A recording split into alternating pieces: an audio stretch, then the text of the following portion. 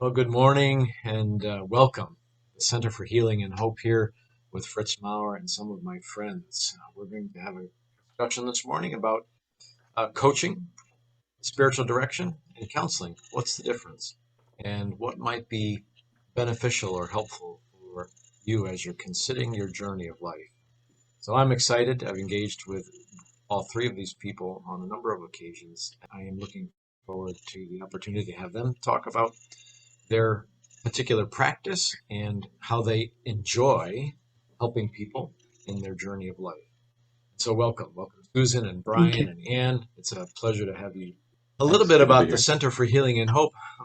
My name is Fritz Maurer, and I'm a counselor in private practice. Regeneration therapy and counseling was established here in the quiet corner in the northeast corner of Connecticut back in September of 2015. Again, the Center for Healing Hope is a place where regeneration therapy and counseling has offices.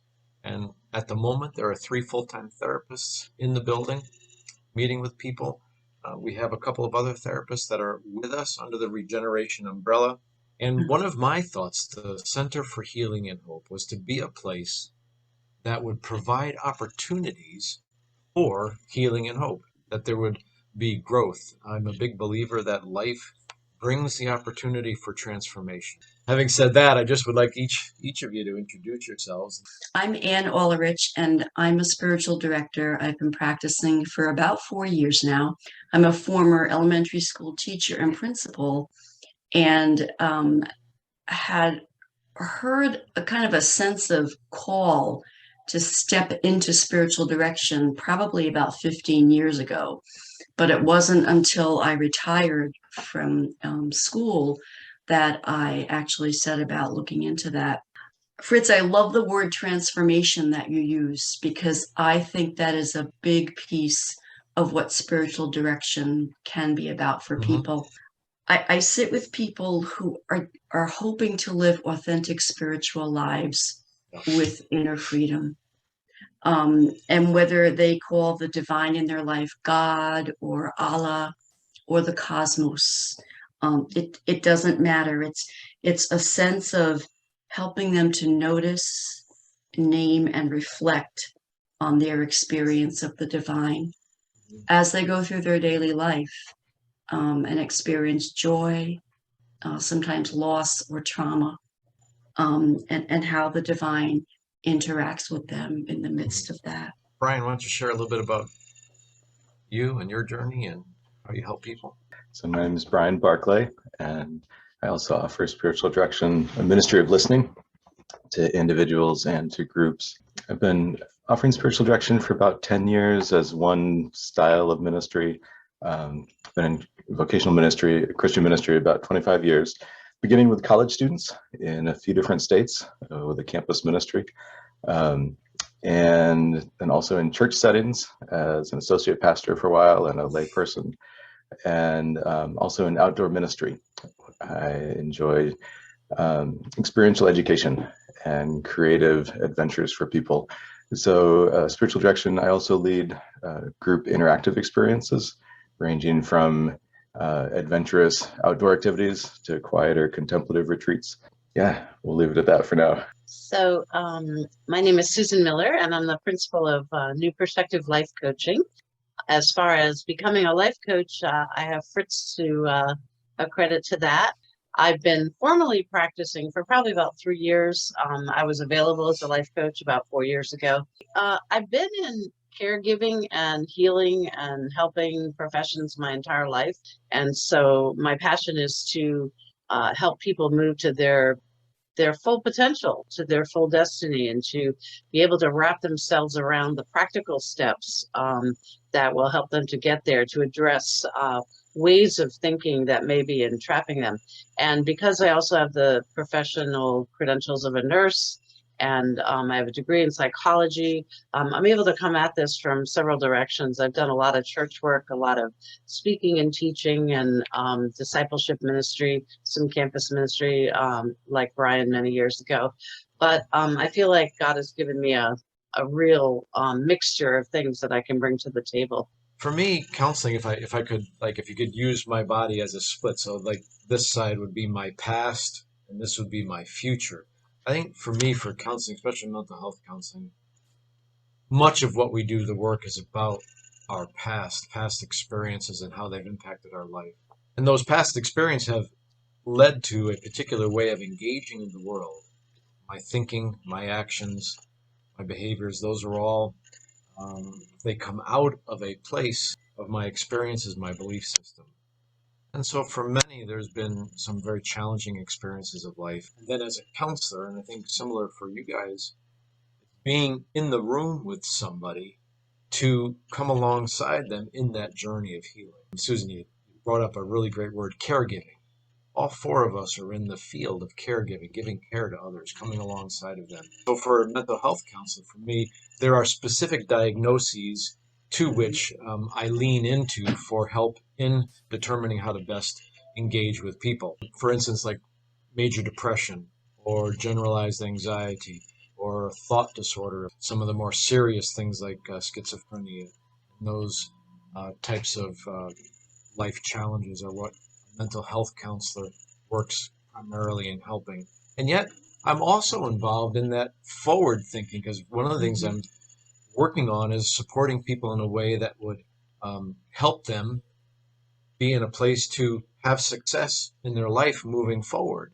And then for me, where you guys really come in is helping in that forward progress. So talk a little bit about, for you, what is, Anne and Brian, what is spiritual direction? And would you like to go first? Sure. I think one of the things that I mentioned when I spoke before was that part of what I try to enable people to do is to see how they can live an authentic spiritual life with inner freedom. And I think for me, the point at which maybe the need for a counselor would take precedence is if their issues are blocking that ability. If there's no sense of I can't move forward, then I might say, so maybe you need some therapy first. Sometimes the person, depending on the severity of the issues, can do spiritual direction hand in hand with therapy. So I think it's important for us to have a sense of when there's a block, and progress with us will not be made. And it's also important, I think, for me personally, to realize what my abilities are and are not. And well, counseling has a focus in the mind and how are we thinking, what are our habits, and how does that play out.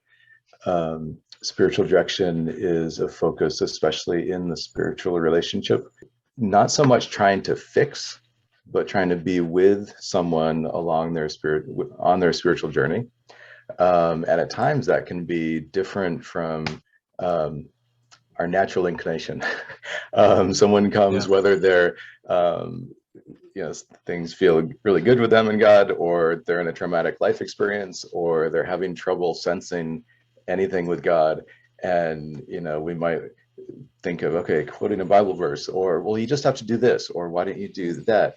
Instead, it's really more about listening, being with, and helping them to increasingly sense the Spirit. What is God up to? How is God at work? Even in this stuff that you wish were different, what is God doing? And helping them, kind of helping facilitate that conversation, like listening in to their conversation with God and and themselves, helping them hear what God is saying, encouraging them to respond. And the life circumstances may be exactly the same. Of course, it'll be affected by how the spiritual life is going. But that's one of my images of spiritual direction, is really focusing on that aspect of their life, their spiritual interaction and health. The other thing I think is important to just mention is, and because I've been asked this question before, to engage in a spiritual direction relationship, do you need to belong to a church or have a certain faith tradition? And I think it's important to kind of get the message out there that you do not. And that for some people that does go hand in hand, but not for everybody. Unfortunately, in the healing world, the social work world, the nursing world, the healthcare world, people often come to you in a state of helplessness, and they either never learned or they have forgotten how to be responsible for themselves. Coaching is the part of this journey that invites the person into taking some responsibility. And coaching is often, it's not like there's not a lot of coddling that's going to go on. There's not a lot of necessarily comfort. It's helping the person see they have the answer in their own life, and if they do listen and they develop their spirit man, they can also, hear from that perspective as well. But for people that come for coaching or really need life coaching, it's about life.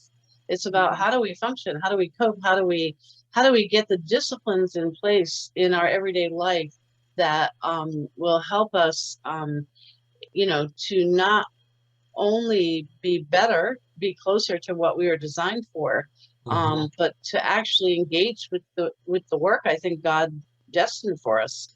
If they can get connected with the fact that all that they need is within them, and that, I can be there kind of as a cheerleader.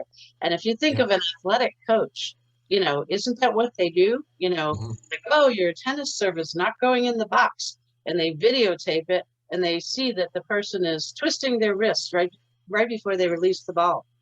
And if they can correct that one little thing, all of a sudden that serve becomes amazing. And that's kind of what life coaches do with people. Yeah. So the one thing, another distinction for us, I know for Susan and I, in the particular coaching paradigm that we were trained in, there's a big focus on vision. Now, it could be an overarching future, or it could be very specific, like I'm looking to start a business, I'm looking to write a book. So getting clear as a life coach on a particular vision and then helping them journey. For spiritual direction, yeah, what's the difference there, do you think? With individual people, we all have access to create our own mission statement, our own vision statement. And, people, we're very familiar with it in the business world, but we're not familiar with it in the personal world.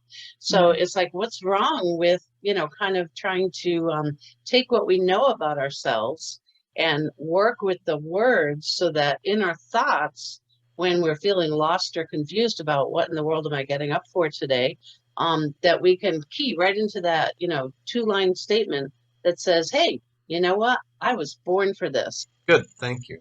Yeah, what And about Brian and Ann? Your thoughts on Yeah, I think for spiritual direction, people may come into it for a lot of different reasons. It often is, things are feeling stuck, or like, I think stuck is a word that might come up a lot in all of our work. So folks might feel dry or kind of lost. Like, I used to feel really close with Jesus, and now I don't know how things are going. I feel stuck or hard to hear from God. It may also be something where they're really excited, like, wow, that stuff is just really good. I'm growing spiritually, but I need help. I don't know where to go. Or it may be something that they believed for most of their life that for whatever reasons, bad or good, they're coming to understand differently, and that may really mess with their theology or what they thought they knew about God or scripture. And they want help in unpacking that and knowing how to live with that. So there may also be just really unsettling life circumstances, and the way it messes with their heart and emotions. They really want someone to companion them in that. So there are a lot of different ways they may come into it. And for some people, it might be a short-term thing. Like, I've met with a pastor during a sabbatical, just an intensive recalibrating with God. It may be ongoing once a month for some number of years. When I think of some of the people I sit with, 2 things pop out in my mind. One is a need for discernment in their lives. They're looking to maybe go another way. And this, I think, Susan, is where I see a kind of a melding, maybe with me, they might come to a place where they can say, now I see where I need to go. And then with you, what steps do I need to take to get there? So, and I like that. I like that sense of kind of working together.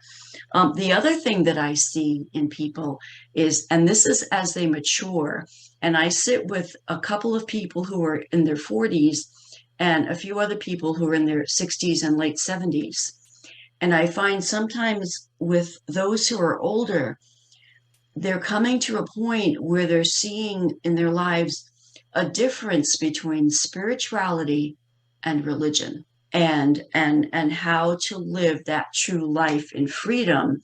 And as you said, Brian, sometimes they're looking at maybe what they practiced in terms of their spiritual lives and seeing that maybe it's not relevant anymore, it doesn't fit them anymore, or maybe they have grown in the therapeutic process where they're ready to say, okay, now I see some more things in my life that are true, things that seem to fit where I am right now. And I want to move towards authenticity in my life.